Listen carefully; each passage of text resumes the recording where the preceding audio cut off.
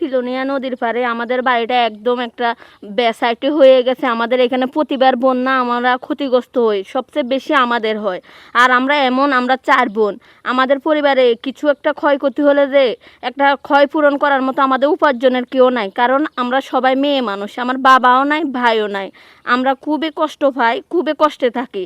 আপনারা যে যেভাবে পারেন একটু হেল্প করবেন আমাদের এই ক্ষতিগ্রস্ত পূরণ করার জন্য।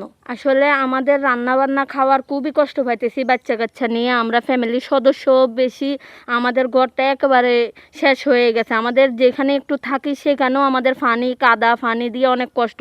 এতদিন আমরা অন্যজনের বাড়িতে ছিলাম, তো আমরা তো অনেক লোকজন, এতদিন তো একটা পরিবারে আমাদেরকে রাখবে না। তাই আজকে আমরা বাড়িতে আসছি, কিন্তু আমরা কষ্ট পাইতেছি, আমাদের রান্না বাড়া হচ্ছে না, কারণ আমাদের একদম বিচ্ছিন্ন হয়ে গেছে।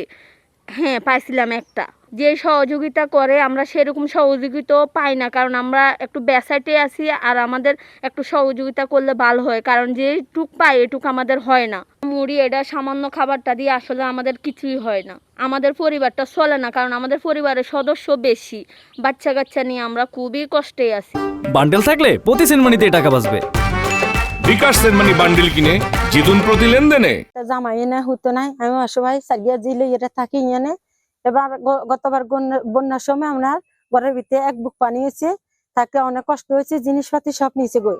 তারপরে ভাগের ঘর নিচে, বন্যা হয়েছে আমার পুরো ভাগের ঘর নিচে গই, জিনিসপাতি সব ঘরের জিনিসপাতিও সরাইতে পারি না, থাকার ঘরে অনেক কষ্ট আছিল। আমি আরেকজনের ঘরে 5 দিন আসছিলাম, কালকে আসি এরে ঢুকছি, সকালে এরে ঢুকছি। আমার এই 4টা সন্তান, আমার থাকতে অনেক কষ্ট। আপনার কাছে অনুরোধ, আমার যদি পারেন সহযোগিতা করিয়ে ঘরের গান একটু ঠিক করে দিবেন।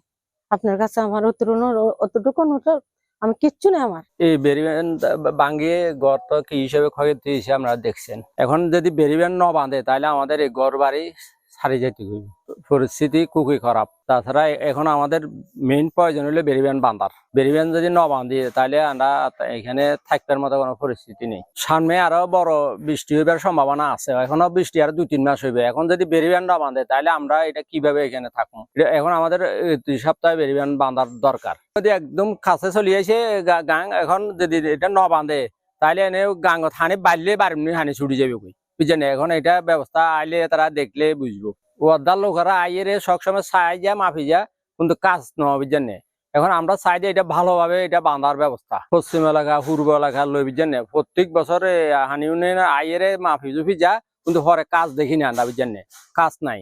এখন এই অবস্থা আইয়ে আবার মাফি যা, কিন্তু কাজ নাই। এখন এটা যেভাবে ব্যবস্থা করি, এটা যদি বাঁধাই ব্যবস্থা করতে হইবে, এক কথা এটা।